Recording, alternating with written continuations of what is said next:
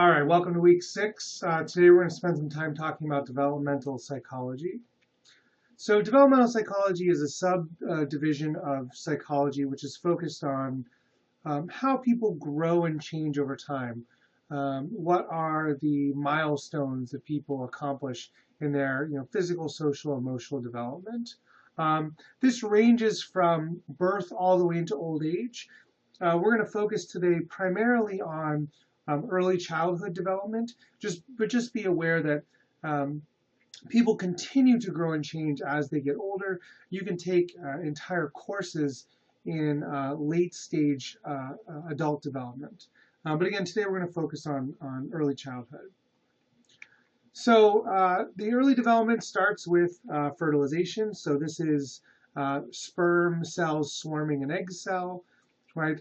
We also are aware that one sperm fertilizes the egg. The DNA from the father combines with the DNA from the mother, and we end up with a zygote, which is essentially a fertilized egg. Now, during this post-fertilization period, there's sort of rapid cell development where the cell is, so end up with what's called an embryo. Basic organs develop.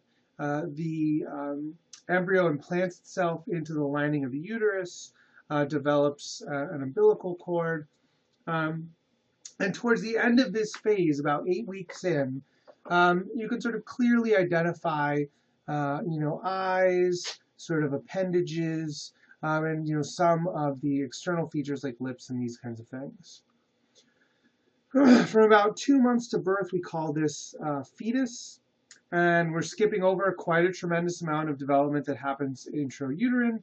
But after about 40 weeks, more or less, you have an infant. This is my daughter when she was born right here. Okay. Now, babies are born with a series of reflexes that help them to survive. So, babies do not need to learn how to swallow, blink, cry, these kinds of things. They have a variety of reflexes that are kind of interesting. One in particular that's interesting is the rooting reflex. So if you sort of gently were to stroke a baby's cheek, the baby will sort of reflexively turn towards that stroking and typically try to suckle on whatever's there. And this is helpful for feeding behavior, right? The mother can sort of stroke the baby's cheek with her breast, and that'll get the baby to sort of turn and start initiating feeding. One problem with babies is that they're really difficult to study. Infants are really difficult to study because they can't really tell us about what's going on inside of their minds, right? If I want to do a study on emotional behavior with adolescents, I can just ask them questions.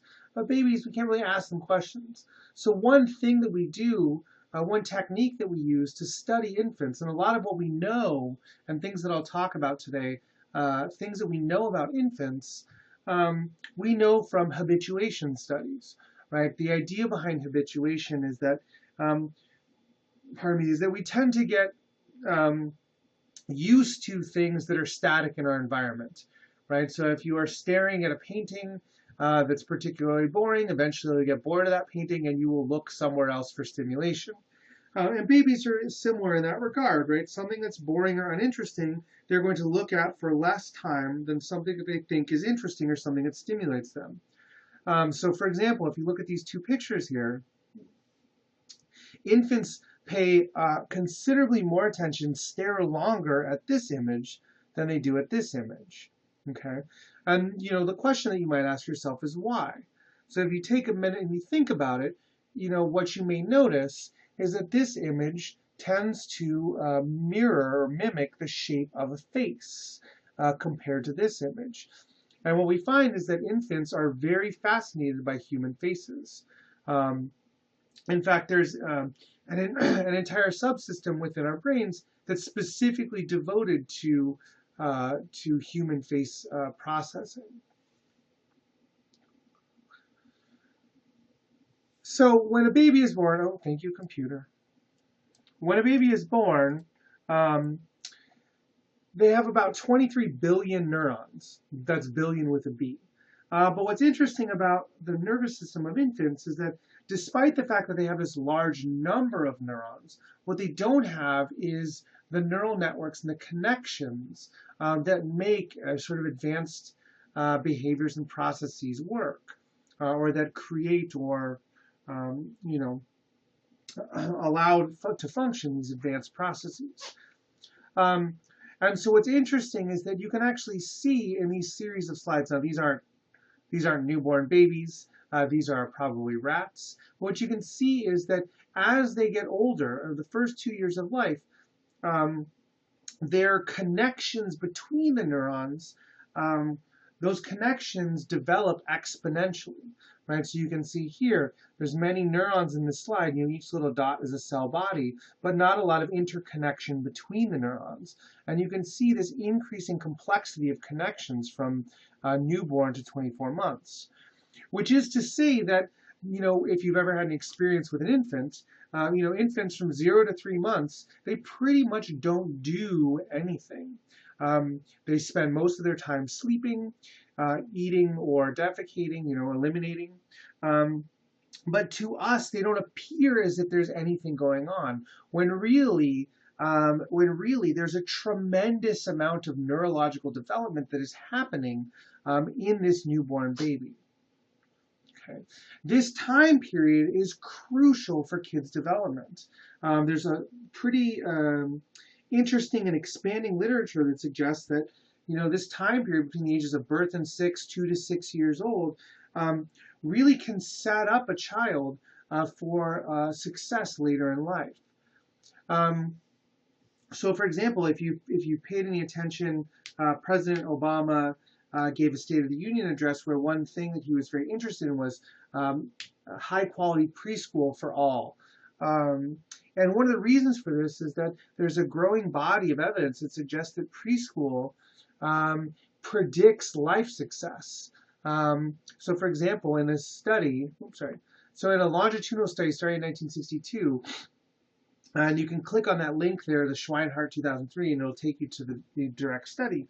What they did was they took a group of kids from a disadvantaged background, predominantly low socioeconomic status, and they randomly assigned these kids, these are kids in Michigan, they randomly assigned them to either get subsidized high-quality preschool.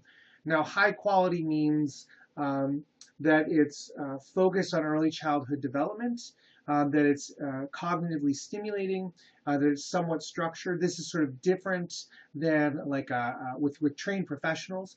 This is sort of different than like a home daycare where maybe the kids are just sort of watching TV and playing with the toys in the room all day. Where it's sort of more classroom-like with more developmentally focused toys and interactions, right? And what they find is they randomly assigned half of these disadvantaged kids to this preschool condition, and the other half they randomly assigned to a straight no preschool condition. Okay, and then what they did was they followed. So a longitudinal study means that they then followed these kids through time, and what they found was that at age 27, the kids who were randomly assigned, so randomly assigned means they had an equal chance of going to preschool or no preschool. The kids who were randomly assigned to the program had significantly less arrests, they were significantly less likely to be on welfare, made significantly more money, were significantly more likely to own a home, and were significantly more likely to be high school graduates, right? And one of the reasons that they think this is that this ages 2 to 6, ages birth to 6, this is a critical time period for social development, for kids to be able to learn how to manage social interactions, how to manage frustration, how to, for lack of a better term, how to share, but also how to regulate impulse control, especially in terms of interpersonal aggression and those kinds of things. And so what they find is that preschool at this age has a significant effect on long-term success. There's a ton of evidence supporting this notion. And interestingly, what they find in a subsequent study is that This effect of increased life success for kids who go to preschool is actually more pronounced the greater the disadvantage that the child or the family suffers. So, for example, looking at academic success in terms of math and reading, what this study found was that kids who are randomly assigned to preschool compared to no preschool actually did significantly better. But what happens here is that this is especially true for those belonging to low SES, those belonging to traditionally disadvantaged groups. And what they find is that essentially putting these kids from disadvantaged backgrounds into preschool narrows this achievement gap between the advantaged kids and the disadvantaged kids. Right? So the point of this is that there's tremendous development that happens between the ages of 0 and 6, 2 to 6. And one thing that parents can do for their kids to help them later on in life is take advantage of this period of tremendous development.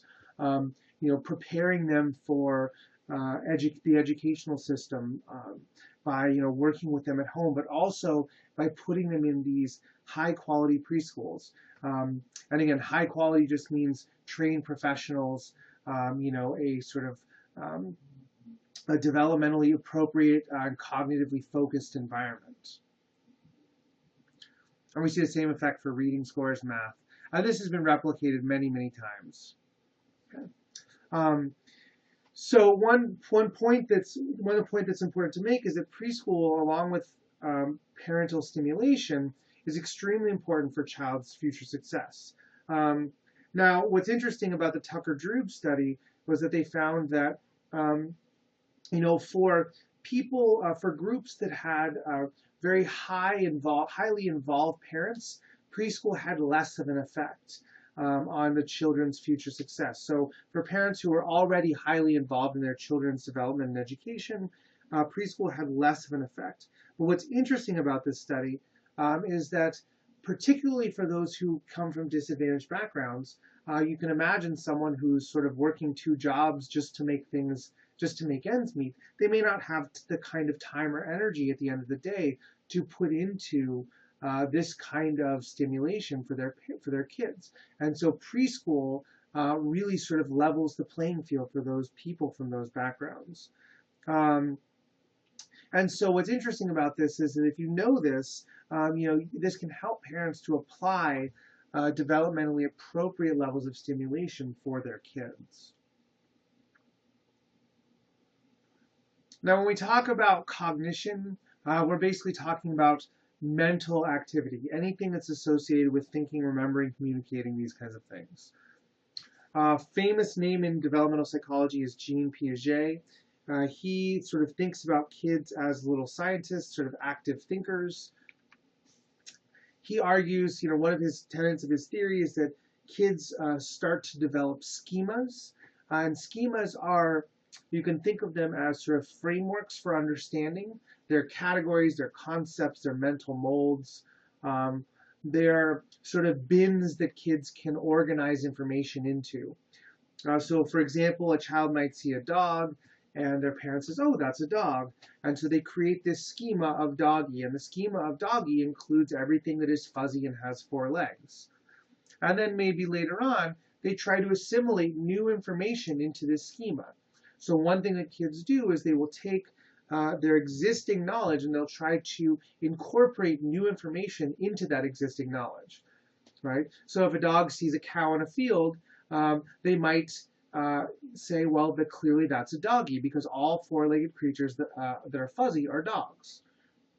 But a parent might say, well, no, that's not a doggy, that's a cow, it's different, right? And so then what children will do is they will accommodate, right? So first they try to assimilate, and if they're redirected, then they will accommodate. Well, dog is just too broad, right? This is too broad of a schema, so maybe only small 4-legged fuzzy animals are dogs, and they would say, well, all large 4-legged fuzzy animals are cows, right? And through this process of assimilation and accommodation, children develop their understanding of the world, again, according to Jean Piaget. Now, Piaget, one sort of theme for developmental psychology, especially early childhood development, surrounds this idea of stages. So stages of development. Um, Many different theories of development focus on this sort of stage-like approach. Jean Piaget is sort of the most famous, and he postulates that there are these four stages that the children progress through as they are developing. And these range from birth to 2 years, 2 to 7, 7 to 11, and then over 11 years. So when we talk about the sensory-motor stage, what we're interested in is, what Jean Piaget suggests is that babies learn about their world through their sensory and motor experience, through perception, through experience, and through direct interaction with the world. One of the important phases of this development is this idea of object permanence. And the idea is that just because I can't see something doesn't mean it doesn't exist, right? So you think about the game Peekaboo for babies. Babies who have not developed object permanence, when you put your hands in front of your face to do peekaboo, for all they know, you have completely disappeared. You are gone. And when you reappear, when you take your hands off of your face, you are reappearing, and that is highly entertaining for them, right? So for example, one way that we can sort of test whether or not infants have object permanence is with this sort of impossible situation task, right? So we place a baby, focused on this sort of case, so that you can imagine that in front of this case, there's sort of a baby viewing what's going on, kind of like a stage, right? And again, we can sort of know about what the baby knows based on how they look at things, how long they look at things. So we place a toy in the case, and the baby's like, oh, look, there's a toy. And then a screen comes up. Okay. Now, when the screen comes up, we see the baby sees a hand move in through the slot on the side, grab the toy, and pull it away. Okay. Now, you and I know if we saw that happen, we would make the assumption that there is now not a toy behind that screen, right? Because we saw the toy was there, the screen went up, the hand came in, took the toy away, and now we know there is no toy behind the screen. And the reason why we know this is because we know of object permanence, right? Now, if a baby knows this, then they will be surprised if, when the screen comes down, there are two objects. Oh, sorry, I'm telling the story backwards. The hand is not removing the doll. The hand is adding a doll. All right, so we see the doll, screen comes up, we see the hand add the doll, the hand leaves empty, and so then the baby makes the assumption that there are two dolls behind the screen. Okay, so we have this possible outcome that there are two dolls, or we have an impossible outcome that there is still only one doll, right? So the babies, they all see 1 through 4. So there's a doll placed behind the screen goes up, the doll gets placed, a second doll gets placed behind the screen, and then the hand leaves empty. And when the screen drops, if there are two dolls, the baby, if it has object permanence, it is not surprised. It's like, well, I know that there was one and now there's two, right? But for the impossible outcome, there's a second slot. There's a second door behind the screen where the experimenter can actually remove the extra doll. And this would be impossible, right, as far as the baby's concerned. And what they find is that when their babies are presented with this possible outcome, they are surprised. Now, how do we know a baby's surprised? Well, partly startle response, but also partly habituation. They stare at this like trying to work out exactly what happened. Okay. So this is object permanence, right? The ability to infer that something exists even though we can't see it. The baby knows that there is a doll behind there, that there is a second doll behind there, even though the screen blocks its view. Right. And we can see this as early as 5 months old. So baby as young as 5 months old can demonstrate object permanence. Now, second stage is the pre-operational stage. This is about 2 to 6 or 7 years old. This is when kids start to use grammar or language. Um, we will spend an entire half an hour talking about how amazing it is that kids just sort of learn English, or that they learn whatever language they're in. But this is when this happens. Um, Kids can sort of think symbolically, right? They're aware that they can imagine things, and that their imagination is not necessarily the same as a reality. And they also kind of think intuitively. But here's an interesting thing about children from this age is they can't necessarily understand logic, right? So for example, the classic sort of conservation task. So if you go to, if you pause me right now and you go to the web page, you'll see a video uh, about conservation task. So go ahead and just pause, watch that first video, and then we'll come back. So if you clicked on the link right here, or you went to the web page and you saw the video, then what you would see is that the child's presented with two glasses, sort of a large diameter short glass and a small diameter tall glass. And when the experimenter pours the liquid from the tall glass into the short glass, the child believes that the tall glass has more liquid than the short glass, because what they know, sort of taller equals bigger and bigger equals more, right? They don't understand the logic that if you have the same amount of liquid in glass 1 and poured into glass 2, that it has not lost any volume, okay? So at some point, about 7 or 8, they start to figure this out, and we'll see that video next, okay? You know, children from 2 to 6 years old also are sort of marked by this idea of egocentrism, right? They don't really have the ability to take someone else's perspective. They only see the world from their own perspective, and they don't really consider the perspectives of others.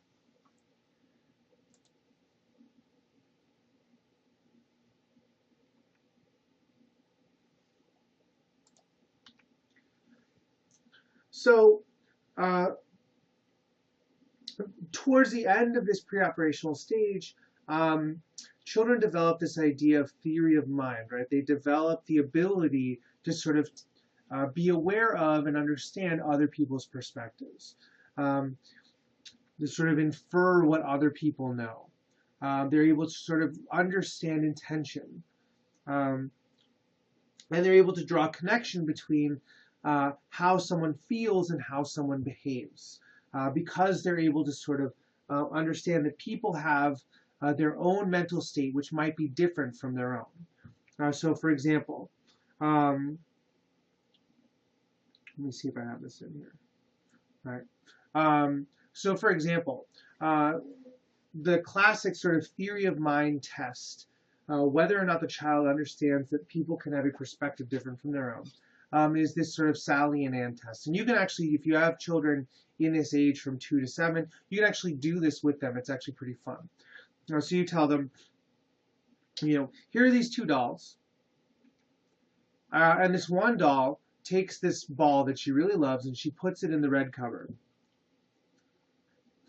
And then Sally goes away. So now Sally is removed from the scene. So we make the assumption Sally doesn't now know what's going on. Okay. Anne, the other doll, comes and moves the ball into the blue cupboard. Now the critical question here is, Sally comes back. Where is Sally going to look for the ball? Okay. Now we will all say Sally will look in the red cupboard, because we have a theory of mind. We know what Sally knows. And we know that as far as Sally's concerned, the ball is still in the red cupboard because she didn't know that Anne moved the ball to the blue cupboard. Okay. So if a child has theory of mind, they will say, Sally's going to look in the red cupboard. Right? But if a child doesn't have theory of mind yet, or they haven't developed this yet, they will make the assumption that Sally knows what I know. Right? Because that's the only perspective that they have, is what they know. So if they don't have theory of mind, they will say, Sally will look for the ball in the blue cupboard. I know the ball is in the blue cupboard, therefore Sally must also know that the ball is in the blue cupboard. Right. And that's what this slide just says. So concrete operational stage, this is 7 to 11. This is when child, has the ability to sort of think concretely and logically about events. So for example, a child at the sort of on the cusp of this concrete operational stage, pre-operational, a pre-operational child, if you say, what's 5 plus 3, they'll count on their fingers, 5, 6, 7, 8, right? And then if you say, what's 8 minus 3, they will also have to count down from 8. They will say 8, 7, 6, 5. Oh, it must be 5, right? Logically, we know that 5 plus 3 and 8 minus 3 are connected, right? That they're essentially the same thing. If you add 3 to 5, you get 8. If you take away 3 from 8, you still get 5. Okay. So about 7 to 11, around 7 years old, kids develop the ability to make these logical inferences. Right? Around this time, they also understand this principle of conservation. Right? So if you take a pause and you look at the second conservation video that's on Moodle, what you will see is that a child in this concrete operational stage is now able to make the logical leap that just because the size of the glass has changed, the amount of water has not changed, and therefore the two glasses are the same. Formal operation, this is after 11 years. You can think about this as children thinking thinking logically about abstract concepts. So this is the idea of formal operations is the ability to sort of think systematically, the ability to run multiple mental simulations, to think out multiple scenarios and compare and contrast among them. So a 14-year-old might think, I want an iPhone 5, and if I get paid babysitting $30 a week, every week, and I work for 7 weeks, then I could buy one, but I would need my parents to help me with this. Right? And they can sort of think logically in the abstract. Kids that also can develop the ability to sort of think systematically in order to solve problems. So you can think of systematic thinking like,